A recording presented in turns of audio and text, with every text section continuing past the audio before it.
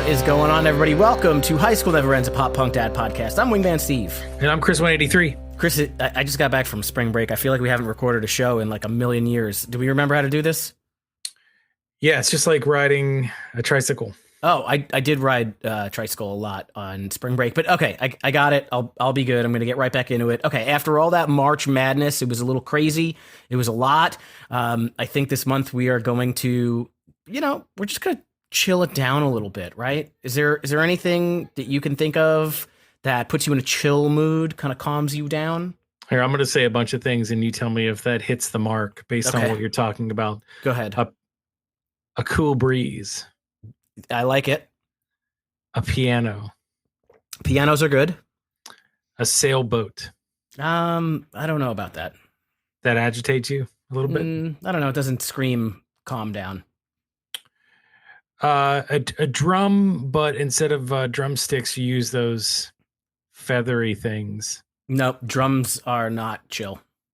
They're not loud. Chill. Even if there's feathery things. How about an acoustic guitar, Steve? Yes, acoustic music, especially when we just did a bunch of screamo stuff. Well, we did movie stuff. We did a little bit of everything in March Madness, but we're going to chill it down, and we're going to talk about some acoustic albums here in Acoustic April.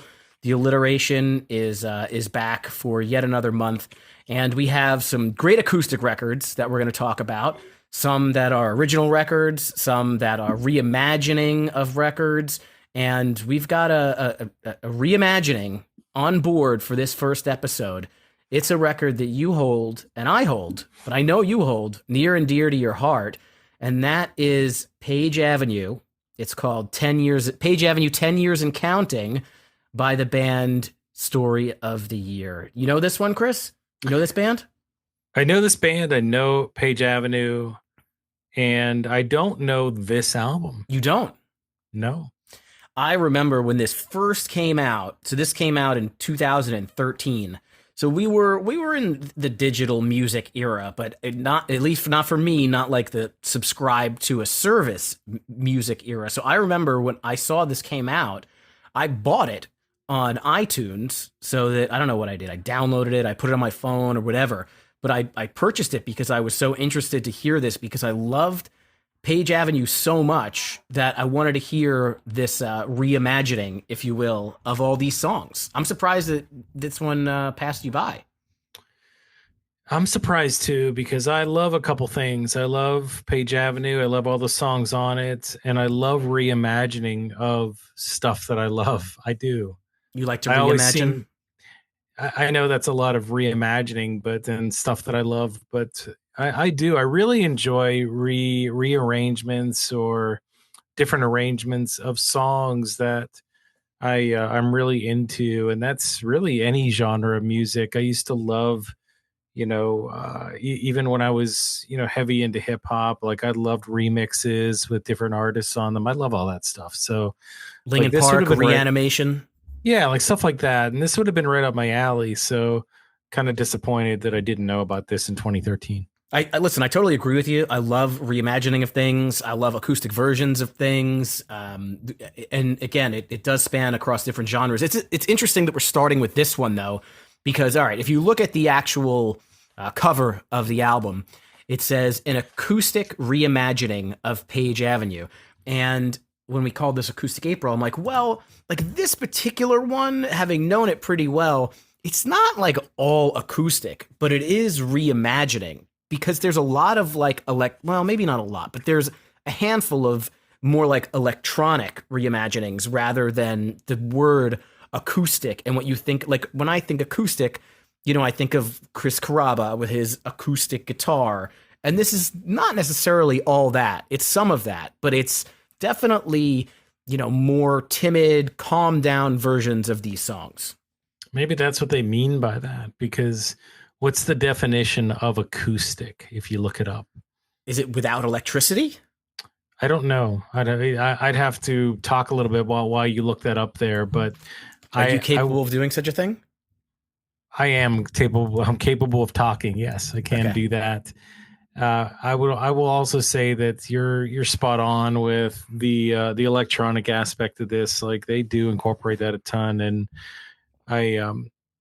I don't know. Like I'll tell you what. Like kind of going into this, I told you how much I love the different arrangements and looking forward to it. But I also get a little worried about this type of thing when it comes to really iconic music and songs that really are kind of just for me at a different level. I get a little worried about how the end result will be, and that will I not like it because I just like the original song so much. I Right. don't know. I went into it with an open mind, but I was thinking about that. Like, is there any chance that you come out of this and you like certain versions of these songs better than you like the original versions? Or is that like, there's no freaking way? No, I mean, of course, I think there's always that, and or just as I like it just as much, and Mm-hmm. I think that acoustic music you have to be in a certain mindset, maybe a certain mood. There's different times where acoustic music would work. I sometimes go down into the downstairs area, put on a record, and just want to sit there and listen to whatever it is I'm listening to. Sometimes an acoustic album on a vinyl sounds amazing, and sometimes I'm looking for something a little bit different than that, maybe something harder. But definitely for this album, I, I was not sure what to expect. Let's put it that way. Yeah, and I think this album, it came out at basically the perfect time, right? So it's 10 years and counting, 10 years after the original came out. So the original comes out 2003, this comes out 2013. And I mean, if you think about what has happened in the music business, especially in our little subgenre of that business, by this time, musical tastes have really changed in the general population. And a lot of these bands that we liked in the early 2000s and the late 90s have kind of like pop punk definitely had a lull. I'm not saying it was empty, but around this time, around 2013, and I think Jordan Putnick was just talking about it on the Benji Madden podcast. But like around this time, it was really tough for these types of bands because there was a lull in the interest in pop punk, and some of the new bands sure came up and had success, but some of these legacy bands, they hit a stall. And for me, I hadn't thought about Story of the Year all that much in 2013 because I love Page Avenue. And then what was the next one for In the Wake of Determination? I believe so. I didn't really dig that one, or I got it right here. I didn't really dig that one, or the Black Swan in 2008. I didn't listen to the Constant in 2010 at all. So like it was kind of just Page Avenue was Story of the Year for me. And so 10 years later, when this came out, it just kind of reminded me how awesome this album really is in a new way, and let me kind of call back to it. Yeah, I'm kind of like you. I think in 2013, like I listened to this album so many times, Page Avenue in the early 2000s that, sometimes I don't know if this happens to you or anybody out there listening, but sometimes you do drift away from certain albums or music, and maybe your attention is taken by something else for a couple years or 6 months or however long, right? It could be longer than that. So I think at this point in time, like I was I was somewhat separated from the majority of this music. I'm sure it mixed in at some point in time. It's funny too. 2013, we talk about the different trends in pop punk, and I brought this up on the show before. But as I was doing, a little bit of research on the different decades of pop music, this was definitely a time when pop music was making that transition over to more of a techno sound, more of a club sound mixed in Just less with guitars, less guitars, more backing tracks, that sort of thing. more bullshit. And yeah, I mean, but it had a sound for sure. Like of the late 2000s to this point in time, if what's your measuring stick? Going to a dance club? If you go to a club, and I was going to clubs at this point in time, In you 2013? yeah, Wow. here and there. I mean, Good not for like you. every night. I met you in like 2010, I think. Still 2009, 2010. I well, didn't peg you as you were still going to clubs. still having a good time, here and there, going But out at the with buddies. club, Okay, I mean, why? What are we doing? I want to see the receipts. What my point is that it was a lot of house music and that sort of thing that was in there versus maybe like in the early 2000s when I would go to the club and they'd play different types of pop music that wasn't that. So anyway, long story short is, I kind of get the shift in music and maybe, the what we listen to on a normal basis. But yeah, for whatever reason, I just I didn't know this came out. Did this come out to some fanfare? Like, how did you know about this album? How were you aware of this? Wow, I was talking and my thing was on mute. I will be totally honest. I have no idea. I do not remember how I heard about it. Where were we looking for this type of stuff in 2013? Facebook, Twitter, Maybe. past the MySpace days. Not, at least not for me, not quite the Instagram days. Maybe it was suggested. Um, I must have followed Story of the Year somewhere. I don't know. Maybe iTunes told me it came out. Twitter. Wasn't Twitter a thing yet? It was Twitter. Yeah. I think it definitely was. Yeah. When we were working together back then, remember they were having us do lots of tweets. That was a very important thing. I do. But, Yes. but yeah, I don't remember how specifically I heard about it. But when I heard about it, I bought it for whatever it was. I don't know, $12.99 or something. Downloaded the songs. I had to like transfer them to my phone, and then the phone was connected through the auxiliary jack to my car, wherever I want to listen to it, or on my computer, and that's how I got it. And dude, I enjoyed it at the very beginning. And just to your point about the club, there is. I wonder if maybe they wanted to try and repopularize maybe some of these things by adding in that dance aspect to it.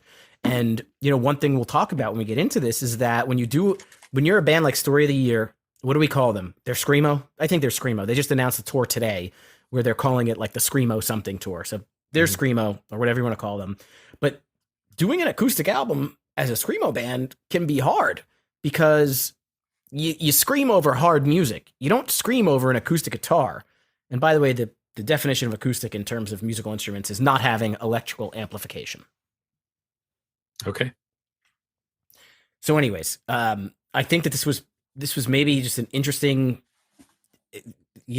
challenge for them to figure out a way to do it. And I wonder if maybe they were trying to get some of these, like think about In the Shadows and the way that one sounds, and we'll get to them one by one. But could they have been trying to penetrate a club scene and reach a different audience? I don't know. But and all the people who liked this in 2003 grew up 10 years, so maybe their taste changed. I don't know. Yeah, that too. Or it was just them saying, "Hey, it's a decade later. Let's do something fun. Let's do something different with an album that started it all for us and that a lot of people enjoyed. Let's try something different with it." And I'm okay with that too. Yeah, me too. Let's pause for a quick second, give a shout out to our patrons. We got Steve C, Chris P, Punkestad's friend, Punk Rock Mom, Jeff, Tom, Ashley, Jason, Chris W, Nick, and Sam. Thank you guys for subscribing to our Patreon. And now back into the show. So what else? You're a big Story of the Year fan. I'm a big Story of the Year fan. We've talked about Page Avenue on the show. We've talked about Story of the Year on the show. Is there anything that we haven't said about this band that we should say? I don't think so. I mean, I don't really know what more I could say about my fandom. I don't know. I just really enjoy the music. I enjoy Dan and the way that he sings. I don't know, man. Like I feel like we've been through it all. Nostalgia with this album. I think that's probably the biggest part of it is, there were a lot of this type of album outs, during that time period of time when this came out in 2003. This one definitely stood out. And I don't know. I don't know what else I could really add here. Did we see Story of the Year together at Four Chord a couple years ago? I don't think so. Did we? I believe. Oh no, sorry. I searched for Story. That was Story So Far. Have you caught Story of the Year live recently or ever? Yeah, I have. I mean, so several times. I saw them way back in the 2000s several times. So one of them being at a college concert, well, not my college, and this was after I had graduated. I brought my daughter at the time. My brother's band was opening for them, and stayed to watch Story of the Year. So that was cool. Most recent, just fast forward, because in between there, I cannot remember how many times I may have seen them. But fast forwarding to just recently, I think it was last fall, if I'm not mistaken, I saw Story of the Year do Page Avenue from front to back Oh, sick. at the Roxy Theater in McKees Rocks, which is in Pittsburgh. And, it was like a Monday night, obviously not the best night for going to see a concert. And Roxy's okay, but you got to get there early and you got to stand the whole time. So, you know, that's fine. We had a pretty good view, like we were on the side, but it didn't really matter. Like just to hear that album live from front to back, it was something really, really special, and I thought it was really, really cool and a great performance. So it was everything that I thought it would be. Yeah, But that was most recent. I didn't get to see that one. Where I saw them most recently, I was actually kind of upset because so Yellow Card was the headliner, and the opening bands were Story of the Year and Mayday Parade, and I showed up thinking that Story of the Year would be the band right before Yellow Card, so not the headliner but the second act, and it was swapped. So Story of the Year was going on while everyone was still kind of arriving, and it was in the summer, so it was still like light out. And I'm like, come on, like they should be ahead of Mayday Parade. And I've since really started to like Mayday Parade, and they're great. But maybe I just thought, for my nostalgia's sake, that Story of the Year would be ahead of them. But I guess that's not where they are in the world of things, or that's not how that tour was set up. But they put on a really good show. It wasn't that whole album, but they do play a good portion of these songs in most of their shows, I would think. If this were a bracket, Jamie All Over or Until the Day I Die? That's a really, oh man, March is over. Do I have to even answer that? Just this one for fun. That's like new versus classic. Let's just give it to Until the Day I Die since we're doing a Story of the Year episode. Maybe that would change next time you ask me. Because Jamie Oliver's a good song. Until the Day I Die or Gleaming the Cube? Oh, Until the Day I Die, definitely. I still haven't seen Gleaming the Cube, but we did get some comments about some of those movie guys. Someday. We'll see.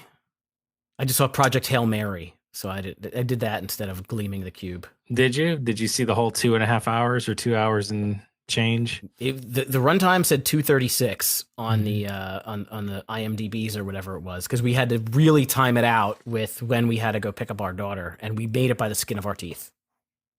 Did you like it? I thought it was pretty cool. I like my alien movies a little bit more alien and dramatic rather than or extra, space movies, a little bit more, dramatic and serious rather than kitschy. This was kitschy, but I think this is it was good. Ryan Gosling was good, and it was fun to watch. You don't like stone spiders? I said I did like it, but again, did you see it? I did. Yeah, so you know what I'm saying. It's a little kitschy. Like I like my space things to be a little bit more dramatic and maybe serious. If it's alien stuff. Did you see? I know this is irrelevant to the whole conversation, but did you see it during the day or in the evening? Our show was at 4:50 p.m. Okay, smart. Because my show was at, I think it was 8. It started maybe 9, and I don't do very good with a very dark theater. When you get to a 2 hours and 40-minute movie, I do sometimes drift away. Drift. You keep saying drift away. I fell asleep. Time. Yeah, for probably it had to have been 10 minutes. Amaze. But so I missed the beginning interaction with the alien. But I think I got the idea. Yeah, but I thought it was okay. I could see where people would like it a lot. It was a good movie. It's like an alien space movie that the average person that doesn't necessarily like that kind of programming could definitely get into. People are calling for a spin-off movie podcast, Steve. Maybe someday. Yeah, we're getting there. We're getting there. We'll just weave in movie reviews or movie discussions to I would be okay doing reviews on movies because I feel like I'm a professional. We'll see what we can do, but not for today. We have an album to talk about. Okay, let's get back. Story of the Year, Page Avenue, 10 years and counting. Came out October 8th, 2013. They released it themselves. There's no stats in this album on sales or anything like that. It's out there. It's on Spotify and probably the other music streaming services. So if you've never listened to this one, but you like Story of the Year, pause, go ahead and listen to this guy and then play along with us as we go song by song, which I guess, I guess that starts now. All right, go ahead, Steve, if you want to kick it off. Do we want to do a thing where, like, at each one, we kind of talk about, like, do you like this better, equal to, or less than the original? Or should that just be, normal conversation? I have it built in, but we can do that. That's fine. We can, if you don't want to weave it into your analysis, then we can kind of sum up our thoughts maybe with that. What do you Let's think? let's naturally figure it out with that in the Yeah. back of our heads that we do want to call out each of our thoughts on that. So you want me to start? Yeah, please.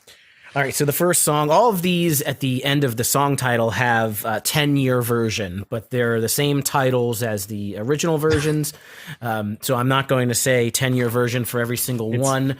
Also interesting to note that this is a 10-song album instead of the 12-song album that is the original Page Avenue. It's missing Burning Years. It's missing Falling Down. I have no idea why. I didn't look it up, but maybe this is what we get. So the first one is "And the Hero Will Drown," and like right away, you get this really like when someone says this is an acoustic album, like you don't necessarily think this is like a really piano based album, but right away you get this really beautiful sounding piano intro. It's a huge contrast to how the song sounds on the album, right? The song is a loud, screamy, like hard song on the album. Acoustically, Dan's voice sounds awesome in this setting. The chorus and the verses, they seem more emotional, I think, acoustic than they do in the full band, and that's just I think emotion kind of just goes hand in hand with that acoustic nature. At the second chorus, there's more of kind of like a full band showing, but it seems like it's like an orchestra with like all these instruments. And then, one of the parts that always stuck out to this song is, hero, hero. That part, much different without the screaming. I still enjoyed it, and it was nice to hear Dan kind of melodically sing hero instead of scream hero, but definitely a contrast to the original for sure. Yeah, and I think that theme of how acoustic music adds to the overall emotional vibe of a song is going to be probably an ongoing theme here, Steve, as we get through these songs, because I definitely think it's just one of the most relevant topics we could talk about with this album. It's an emotional album. Like, if you think about every single song that's on Page Avenue, they make you feel something. They're tied to emotions. It's one of the reasons why I connected with it. And this intro song, no different. You hit on the points that I had, maybe a little bit different of a way, but we're pretty much saying the same thing. Definitely an emotional intro, a lot of piano. Heard that right away, just like you did. I did question the acoustic nature right away. Like, wait a minute, where's the acoustic guitar? I don't even hear it. But Right? I guess you don't really need acoustic guitar to be acoustic by definition. So that's okay. It didn't bother me a ton. But if I was wondering, man, how are they going to mute the aggression of these songs and make it sound good? This song was, first of all, like right away, they did it. They muted this aggression, but still, the song still remained very powerful in a lot of ways. So I think that was one thing that really caught my interest was, wow, they were able to do that. They're able to take away that hyper aggression or those pieces where they would scream or they would get in your face, but still give you that same feeling of just, I don't know, again, aggression, powerful nature of the music and the sound, and the emotional feeling that came with it. So really, really that was good. The melody overall, it was intact. It brought you back to the original song. So the feeling of "And the Hero Will Drown," did not go away. Like the original intent of the song and the spirit, it was all there. And I thought the piano definitely added a new vibe to the overall experience. And overall, like I really love this version. I thought that right away, I'm like, okay, this can work, and I gave it a thumbs up. I really like what they did with this one. Absolutely. I would give this, if we're going like, plus, even, minus, I would give this a plus. I mean, this one, they took the original, they built upon it. It's really hard to like to say that any reimagining is better than the original, but I really enjoyed, I thought this track added to the overall legacy of And the Hero Will Drown for sure. Yeah. Yeah, for sure. So, you're starting things off on a really positive note, and then you go to Until the Day I Die, and this one, I think it goes back to what I originally said. I was really worried about this one, and that, man, I don't know what they're going to do here. Like, how can you take this song and make it different and still make it something you want to listen to? Because the original is just, it's almost untouchable to me. Like, I know I said earlier that I wasn't going to have that attitude. I kind of had that attitude with this song. And, I'm not sure. I'm just not really sure that I'm good with this one, Steve. I thought that something felt a little off in the way that they executed this. I don't know. I wrote down too folksy. I'm not sure that that really hits the mark, but that's what hit my brain when I was thinking through this. The piano to me doesn't really add to the song. It kind of makes it, I don't know, it just makes it a little clunky and maybe distracts from the melody. I just don't really think I love the arrangement here. Well, I mean, that's perfectly okay. Again, this one is this is another like piano reimagining is what I would call it, rather than an acoustic version. It's a piano reimagining. It starts with this like super low note on the piano. Like if you think about where the low notes are and the high notes are, I don't know which side is which, but starts with this super low note and then it sprinkles in these higher pitched piano tones. And again, we get a very emotional version of this song without the loudness of the full band to kind of mirror what you're saying. The way that I wrote it down is it just loses a little bit of the like umph, the original, like the acoustic versus the original. It just loses some of that, I don't know, the rawness or whatever it is. It's not bad or anything. I think actually it's great, but it just doesn't hit as hard. The only thing I'll say is they do have a really cool, there's a couple times they do this. They have a really cool guitar solo in there that's not either not in the original or just not as apparent in the original. They're able to kind of do these, fun kind of overtones with these guitars. So that was really cool. But overall, I think that this one, it's hard to live up to the original of Until the Day I Die. I'm sure there's a way, and I don't think this was the way. I think that maybe try again. Okay. Well, I don't know. we missed the 20 year. That would be 2023. So I guess we got to wait for the 30 year for another reimagining. Yeah, right around the corner. It'll be here before we know it. But all right. So we have here, number 2, number 3 spots. We have these are the heavy hitters in this album, right? So next is Anthem of Our Dying Day. The intro on this one is a bit slower. I guess that's kind of just the song. Being that the original is a ballad, it's not like it's like so starkly like when you look at Here Will Drown, it is starkly different and you can contrast it. The original is it's more of a ballad. It's not like it's like all that kind of crazy different. I think that the piano and the drum mix created a bit of a cool pulse to the song. Again, as one of the huge songs from this record that I love forever. Maybe this one is just a little too chill. Like I want more. I want that original, I think. Yeah. No, the acoustic version here didn't bother me as much, and I thought that it had a great start. The piano in this one, I think, really does work, in my opinion. It made it sound, it gave it more of a haunting sound than maybe it did originally. And I like the terminology of a pulse, because it was those short piano bursts, I guess, and I'm not a piano player, so I'm sure that's called something when you do that, when you ding, like, and you pause and then you do it again and then you do it again, whatever that's called. It's called the Dune pause. Dune pause. It's not just a gong, though. That's a gong sound. I'm not doing it justice, but I think you get what I'm saying.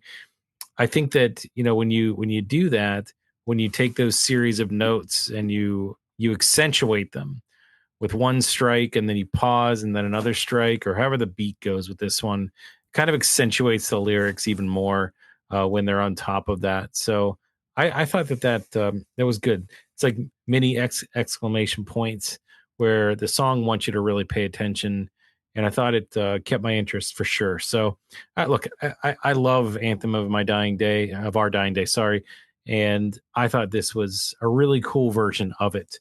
Was it better than the original? I mean, probably not, but do I think it was on par with something adjacent to it? Sure. I think it definitely could be something I would want to listen to again.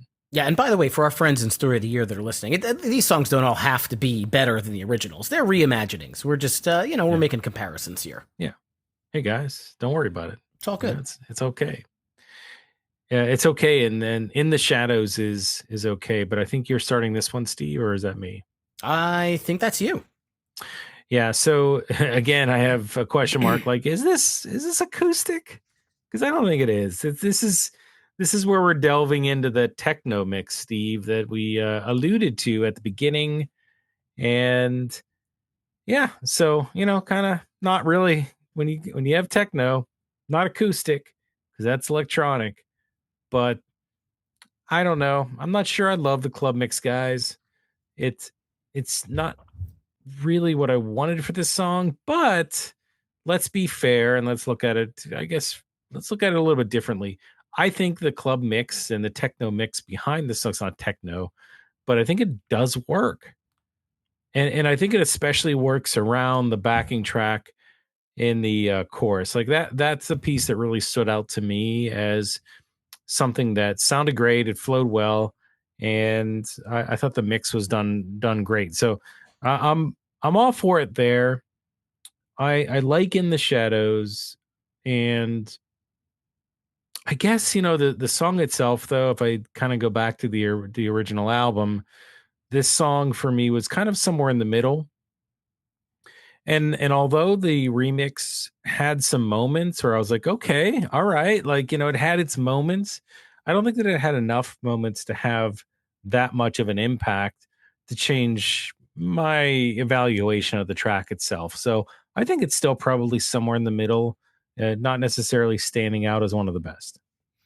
Yeah, I think that they figured out a way to keep the screaming, and that was to make it more of an electronic song than a truly acoustic song. There's the very like kind of like dance beat, and I dug it. I thought that the chorus came out great. It's like you're at a rave, but it's like a Story of the Year screamo rave, and I think the bridge came out great as well. There's a smile on my face and it's 2:55 a.m. It's almost a cappella, but then they go back into the heavy electronics. I really dug. I thought this was a great way to figure out how to keep the screaming, the electronic stuff.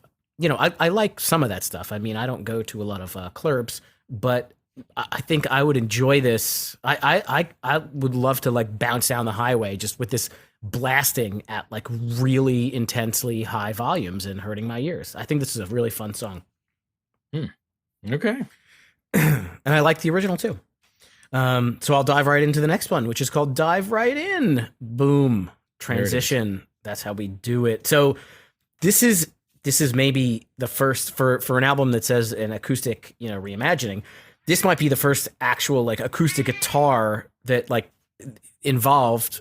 My cat agrees. Chris, my cat, we were gone for a week and my cat is just insane. He won't be quiet. He will not be quiet. Can you The acoustics in that room are perfect for cat meows. Perfect. Could you come here and shut up this Did you say perfect? Yeah, I did. Because we lost it all. Anyways, so we have the first acoustic guitar that sounds like an acoustic guitar, if there was one before. I think this one works really well as an acoustic track. The pace is slowed down. The piano and the strings work really well. Actually, the piano lines on this are great. A lot of it is subtle. And what they added in, like about 2/3 of the way, these like oh, like they added this into the song, which is something definitely new.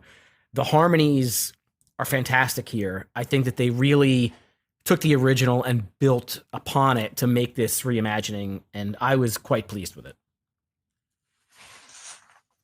Yeah, so you just made me look up whether or not there's a cat version of that song. Which song? Dive right in. Perfect. Meow meow meow. I bet you Meow there is. meow I bet you meow. there is, and I just don't have time to find it, but Dude, there has to be. the cat just gets so mad that we left him alone for a week. And listen, we had our neighbor check in on him every single day, but he just gets so mad that we left him for a week that when we come back, he just meows incessantly for like 3 days, like loud meows. Yeah, I'd like to know what he's really trying to say to you. Why'd you leave me?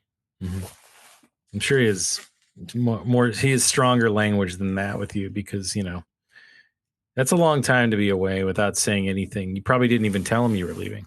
I mean, he doesn't understand English. He's a cat. We think.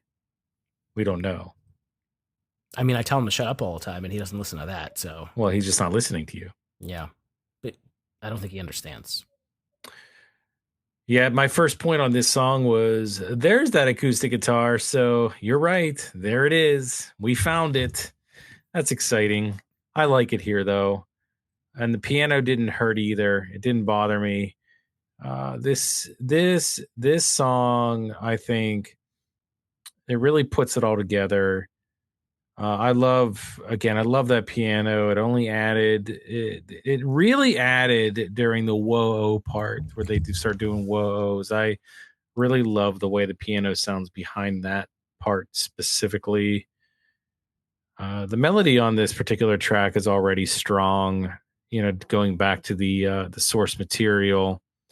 And I think again we're stripping away the aggression, and I think that's the only maybe downside of this for me is that stripping that down, it it did take the edge off those parts that were a little bit heavier and might have not necessarily translated as well. So I think that might have taken the song down just a bit. So there was a little bit of both here. Like I thought there were some decent parts that I got into, and then others that I previously did really like because they had that edge taken away. It took away a little bit. So pros and cons here. I wouldn't say it's a perfect mix, but it's not bad. All right, keep it going. Keep it going. So let me make sure my notes are. Where are we at? Swallow the Knife. Is that where we're at? Yes, sir. Number 6. Yeah, yeah. This is a great song. So original song, loved it. Swallow the Knife is one of my favorites on the album Page Avenue, and I thought this arrangement was great. They nail the tempo. I think it's perfect. The lyrical fidelity on this, I don't know if it's just because I was listening to it via my phone, but it sounded like Dan was singing, in a cave, somewhat echoey. But I think that was on purpose, and I'm not saying it as a bad thing either. I think that was part of the effect. So I didn't mind that at all. I think the march cadence. So if you think of the tempo, going back to what I said there, it's kind of like a marching. It really works. It gives it, a little. The song, it gives the song more gravity. It gives it that really deep feeling, that emo feeling that's tied into all of the things, piano, that sound. Maybe the song could have used a little bit less piano. Maybe it was a little bit too much piano at times. But that's only a nitpick, Steve. Other than that, I thought this was a really solid track. Yeah, I think the acoustic version does a really good job of like kind of keeping the darker vibe of the original version of this song. It definitely did. To me, it seemed a little bit slower paced, but I enjoyed this version. There was nothing really else that like kind of stood out to me or made me take note, to be honest with you. Really? Yeah. Did you like Swallow the Knife originally? I can't Yeah, remember. absolutely. Okay. I like pretty much the entire album. Some songs better than others, but I have to go back and listen to what we said about this one. I thought there were some tracks that maybe you didn't like, but I could be misremembering. I mean, there's a possibility. I don't know what the hell I Yeah. said 4 or 5 years ago, but You don't? You would know no. before I would. You remember Mm, those things specifically, we've or done you too just do many your research. episodes that I can't. Yeah, I can't go back at this point in time. How many Um, episodes have we done? this is 328, We've done 300. We've done 328 episodes, including this one, including this one. Yes, dude. it's a lot of How, episodes. how do we do that? Um, it's been like 6 years, So one a week. you take 328 times what? 120 minutes, let's say on an average. No, I would say our average is about 80 to 90 minutes. How many minutes is that? Is 80 that a to year? 90. Oh, total? Hmm. Oh, I don't have a calculator. I don't know. I just wonder. It's We've done a lot of talking. it's cool to think about that, but it'll be all there for posterity to listen to, I'm sure. Page Avenue, Steve. This one, I wasn't sure that I really loved. It kind of gave me like a. First of all, they do something different. It's definitely a different sound from the get go here. Maybe I wrote down adult contemporary, so I don't know if that hits the mark or not, but I think it picks up with a very acoustic heavy. I guess that's the verse, or yeah, it's the verse, and so I think that is fine. Let's see.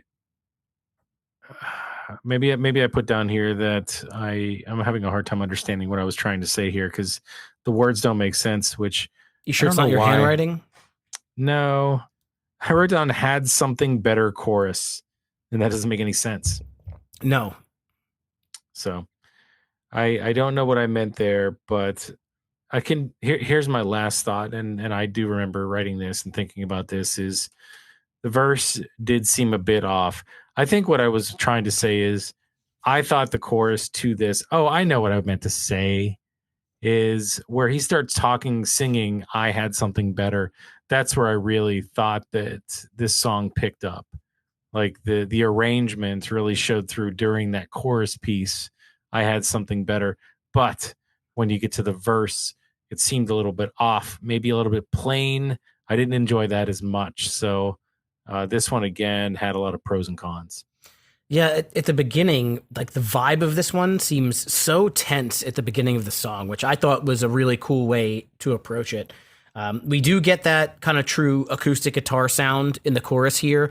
Less, if any, focus on the piano, more of those electronic sounds. I will say in the parts of the song that really stand out in the original, right? I fall apart. A little less effective on this version, but they add in some harmonies at the end, which sounded absolutely great. So I agree with you. Pros and cons, a little bit of everything here on Page Avenue. Yeah. Did I sidewalks? Is that you? That's you. Yeah. So another kind of ballady song acoustic. So it's kind of a very easy transition, I feel like. The piano is the main star of this imagining of the song, along with the vocals. Again, it's very, very chill. It doesn't necessarily hit as hard as the original, but I feel like at the end of the song it does pick up. There is an insane guitar solo that sounds like 80s guitar shredding that's added into this that I'm pretty sure is not in the original. Um, Again, this is another one where it's like, all right, it's the original is kind of ballady. This is kind of ballady. I think it's hard to beat that original because Sidewalks is such a great song, but I enjoyed this version. Yeah, this song stands apart in so many ways. This is another one that really was iconic on the original album. Yeah. Another one that I wasn't sure how they were going to approach it. Another one that I was a little worried about whether or not that I'd be able to get over the fact that the original was so good. But I've come to the conclusion that Sidewalks is such a great song, such just it just sounds so good that there might not be anything they can do to this song to make it bad. I don't want to eat my words because I'm sure there is, but I want to stick by that today because I haven't heard them really do anything to this song that would make me feel otherwise. I think the arrangement here was just amazing. Beautiful is what I wrote down. Beautiful. Just Awesome. amazing. It's Sidewalks was it's a ballad, right? So like you said it, but it was made for even this different arrangement, like bringing in the acoustic nature is making it even more on that side of things. It was made for that.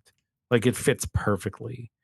And Sidewalks, it's to me, it's about reflection, reflecting back, thinking about life and different things about it. And that acoustic arrangement really only amplifies that feeling.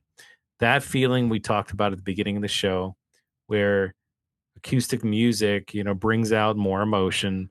This song is a benefactor of that, Steve. And I feel like, they do a fantastic job with it. So I'm not sure how they could have messed this up on an acoustic album. They did it justice. And the only other thing I'll say was, is that an electric guitar in there? Did they put an electric guitar in an acoustic song? I can't. You're talking about the solo. I feel like Yeah. there's a chance it could be. I don't know. I feel like they're playing some games with us here. They're using the term acoustic, loosely. Yeah. Reimagining is the better term. Good thing we picked this one for the first acoustic April. I mean, it is acoustic Aprils. The alliteration's out the window. We're doing our best here. And we will divide and conquer the rest of these tracks here. The next one being Divide and Conquer. This one, you mentioned a gong at some point. There's like a gong at the beginning. Did you hear it? Yeah, I heard it. Yeah, there's like a gong. This is another one that this version of this song is just very theatrical. It feels like it's like the soundtrack to an entire movie. Like there's a huge performing orchestra. There are parts where these really fast strings that are really, really cool. And I thought this version was awesome. I felt like it was a very strong compliment to the original. Like I may like this version of this song better than the original. This is when I might feel comfortable saying that. I love the original though. Like I really do. And you're right. Like this one's one of those that shifts directions in a lot of ways, but at the other end, like you get something that was very creative and it sounds really cool. Like this one sounds cool. And I think that I really don't have much more to expand on outside of what you said, but yeah, I think that the direction they took on this one, the chances they took on this one, were all worth it. This one came out great. So Divide and Conquer, I thought was a definite thumbs up in this reimagining exercise that they put together 10 years later. Agreed. Yeah, and then Razor Blades. This is the last track on this album. Is it the last track on Page Avenue too? No, there's Falling Down. That's right. So I enjoy this one. Originally, I don't know. I got into this one. I'm not sure I'm not sure like if I could pick anything out that I could say like, oh, this is why. I just I think by this point in time, in the album, we heard a lot of different things, a lot of different choices, a lot of different arrangements, some piano, some electric, even though it's not supposed to be. Razor Blades gives you more of that.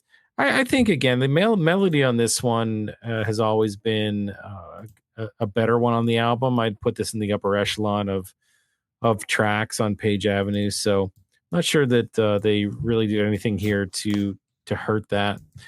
And yeah, that's kind of where I'm at. How about you? So this one is super, super slow. I feel like it was a super, super different vibe than the original. They do a really good job kind of recreating this, but it does take a little away not having the screams in the song. The chorus, though, I've wasted so many nights. The chorus, though, sounds beautiful. Like this is a beautiful chorus, the way that it's done.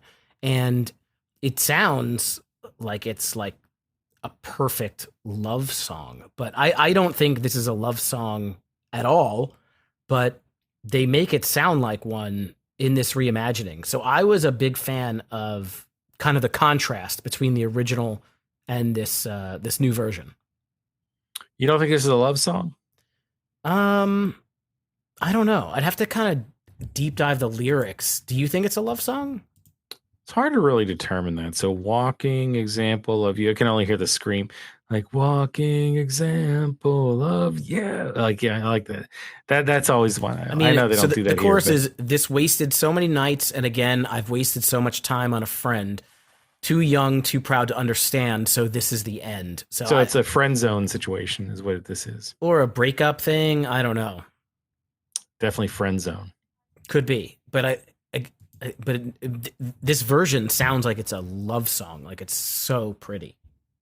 Here's my reminder of you. It meant nothing to me. Yeah, that's not Maybe loving. That's not a no, but loving maybe lyric right there. yeah. But you get mad. You're in the friend zone. You get mad about things. You Yeah. know, because you think like, oh, this is definitely going to happen. It's like, nope, not going to happen. So this teddy bear now is a jerk. Teddy bear. Well, I mean, what if you have a teddy bear from the night you went to the carnival? Did I have the teddy bear? Wouldn't I have given it to somebody because I won it? Oh, Because I'm you like gave so it to good at her. darts. You gave it to her, but then she just left it in the car because she's just friend zoning you, so she's not going to take the teddy bear you want for her. That would hurt. That would sting. She's going to go over, and see Zachary Jordan. and Jordan. Oh, there. If you see Growl. Jordan, Growl, growl, growl. is that a growl? That was multiple growls. Yeah. Well, could be Jordan, could be whatever, but you get my point. I don't know. We'll have to ask Dan someday. But I think it was. Look, these are all reimagining, so that one might have been a little bit more drastic in a lot of ways because they obviously couldn't go in the same direction. But I thought it was okay. I thought it was pretty good. Agreed. Agreed. All right. Well, we got through this reimagining. This was fun. Yeah, I think overall, and we'll get into our ranking it here in a second, but just some general reflections. Like, I think that more than half of them were really good.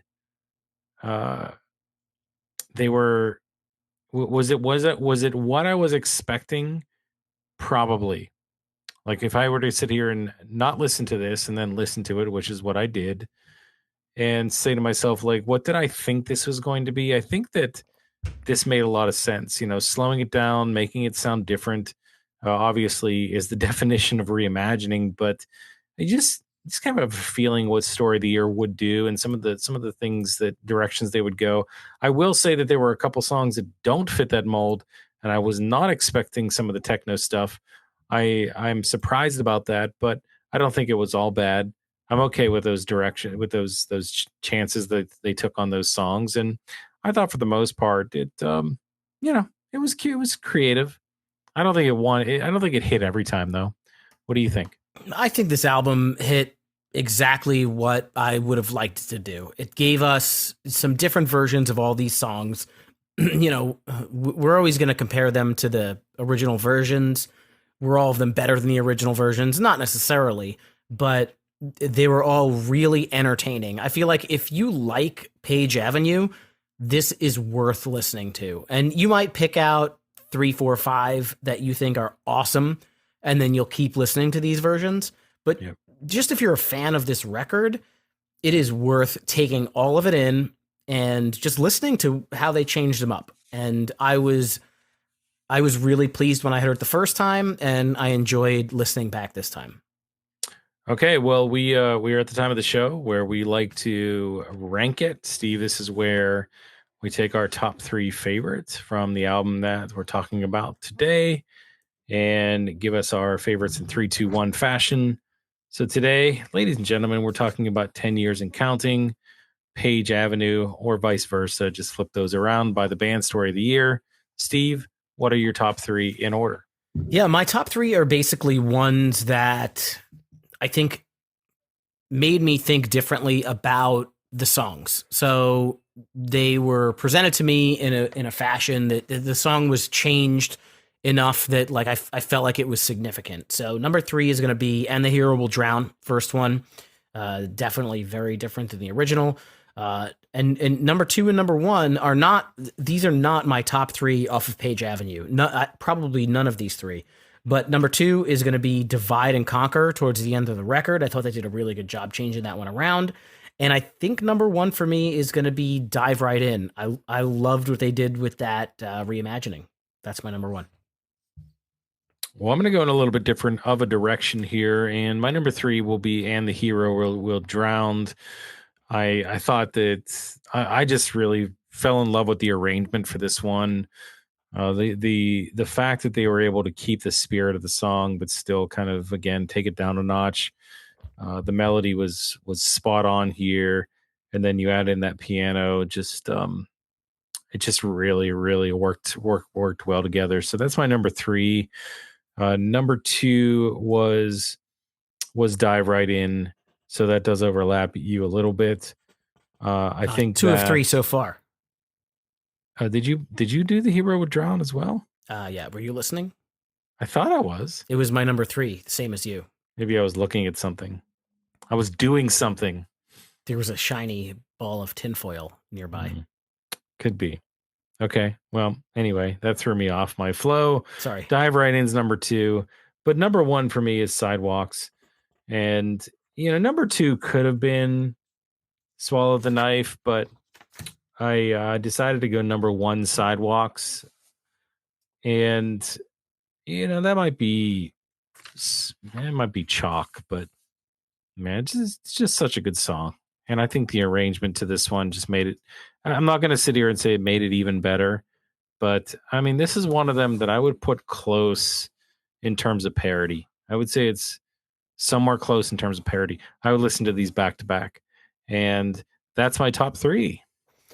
That is awesome. We have a lot of exciting stuff that we're gonna do on Acoustic April. So we got more of these episodes lined up, and glad that we started off with Page Avenue, 10 years and counting. This was fun.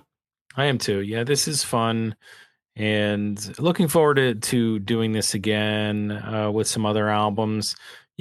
Talking about acoustic albums, it's You keep saying acoustic, like there's a cue. It's just that's acoustic. No, how do you say it? Acoustic. I said acoustic. I said acoustic. You say acoustic, No, as I if said you're talking acoustic. about like a cue stick. I don't think so. We gotta button this up before we do more of these episodes. No, it's not what you think. Okay. I'm not saying that. Okay. I think there's something with the screen that makes it sound that way. It might be Zoom.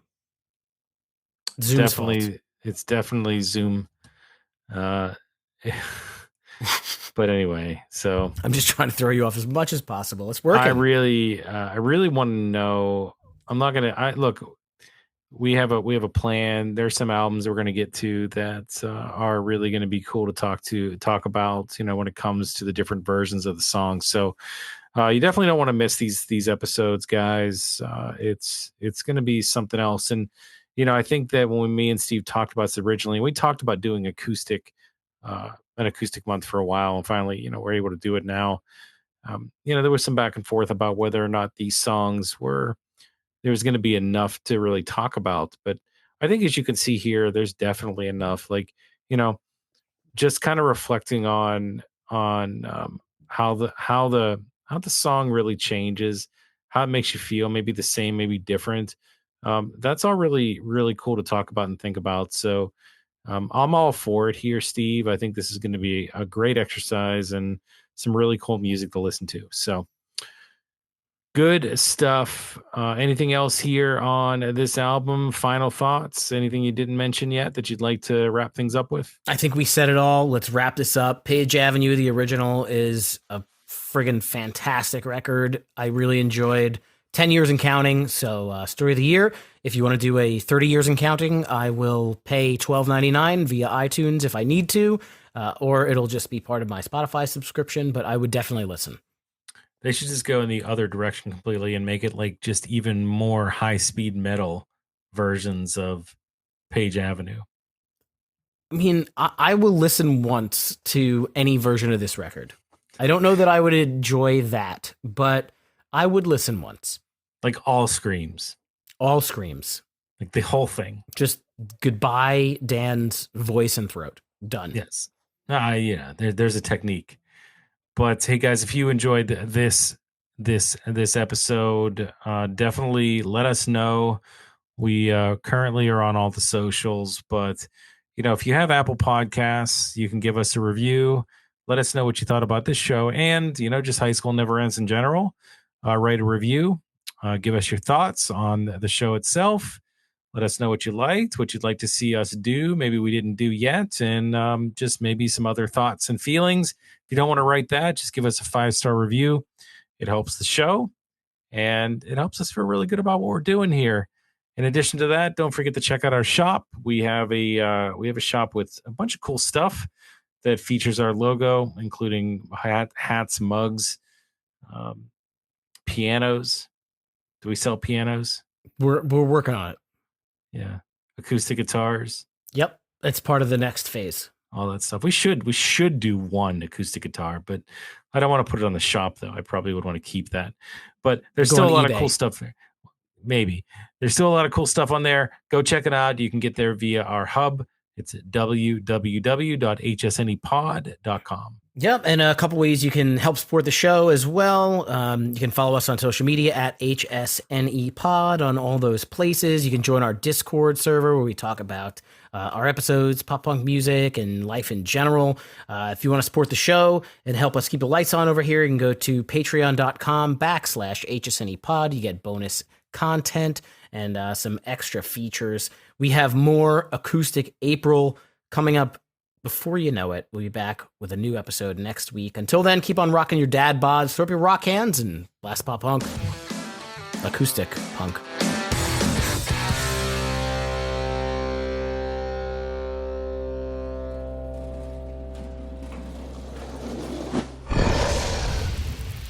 It's Dragon Wagon.